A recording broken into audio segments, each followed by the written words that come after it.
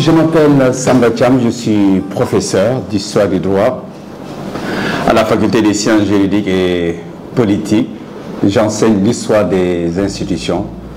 Alors, je suis chargé d'un cours de méthodologie placé en première année de droit. Ça nous permet d'accueillir les nouveaux bacheliers, toutes les autres personnes qui ont eu l'autorisation de s'inscrire en première année de droit. Ils viennent d'arriver, ils ne connaissent pas notre faculté.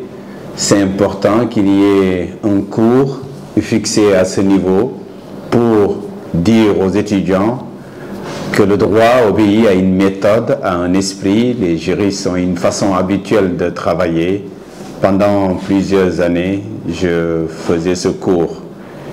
Et en plus, ce que nous avons tendance à négliger, c'est que les conseils qu'on donne en première année restent valables s'ils sont acquis, si ce qu'on enseigne aux étudiants en matière de méthodologie est quelque chose de bien suivi. Ça vous servira en deuxième année jusqu'à la fin de votre carrière. Et c'est valable aussi pour ceux qui préparent une thèse de doctorat et mes collègues qui sont recrutés et qui veulent réussir l'agrégation. Ce sont les mêmes conseils. J'ai décidé donc de reprendre ces conseils sous forme d'ouvrage, de transmettre les enseignements tout simplement que j'ai reçus des maîtres. Et je ne veux pas qu'il y ait confusion. Les étudiants, parfois, on nous dit ceci, on nous dit cela. J'ai essayé d'harmoniser au nom de toute notre faculté et de mes collègues très brillants qui mènent cette tâche difficilement auprès de nos étudiants. Les grandes lignes, j'ai d'abord commencé par la documentation.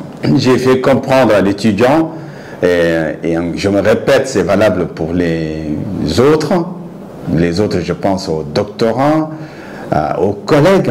Nous, les collègues, nous sommes des enseignants-chercheurs. Il y a effectivement un autre statut au niveau de l'université, les chercheurs. En tout cas, ce qu'il faut reconnaître, c'est que l'université repose sur la recherche. L'étudiant qui vient d'avoir son baccalauréat, le message qu'il doit percevoir, c'est qu'il doit se débarrasser de la tradition lycéenne. J'ai gagné en autonomie, en indépendance. Je dois suivre la formation en prenant du recul.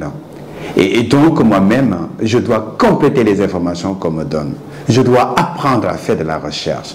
Raison pour laquelle j'ai commencé dans ce livre à donner des conseils par rapport à la méthode de la recherche, la documentation des différents documents. Ensuite, l'autre grande ligne au niveau de ce manuel, ce sont nos méthodes de pensée et de raisonnement, les techniques.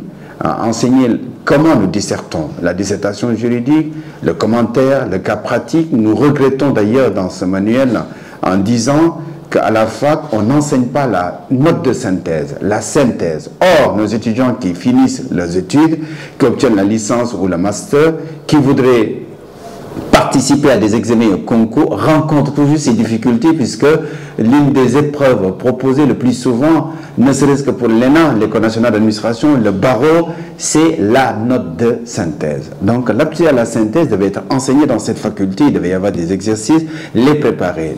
Par rapport à la sortie, ce que nous avons l'habitude de pratiquer comme exercice, c'est la dissertation, je me répète, le commentaire et le cas pratique. J'ai donné ces conseils.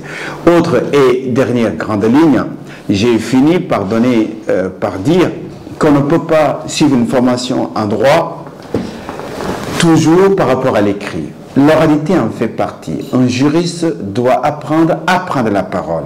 Raison pour laquelle j'ai donné des conseils relativement à la technique de la communication, à la prise de parole. Bien entendu, qui dit donner des conseils aux étudiants, dirait également les préparer par rapport aux examens. L'évaluation. Le système LMD est un nouveau mode d'enseignement et effectivement aussi un nouveau mode d'évaluation. Voilà, pour ce qui concerne des grands traits de cet ouvrage portant sur la méthodologie et l'art du juriste.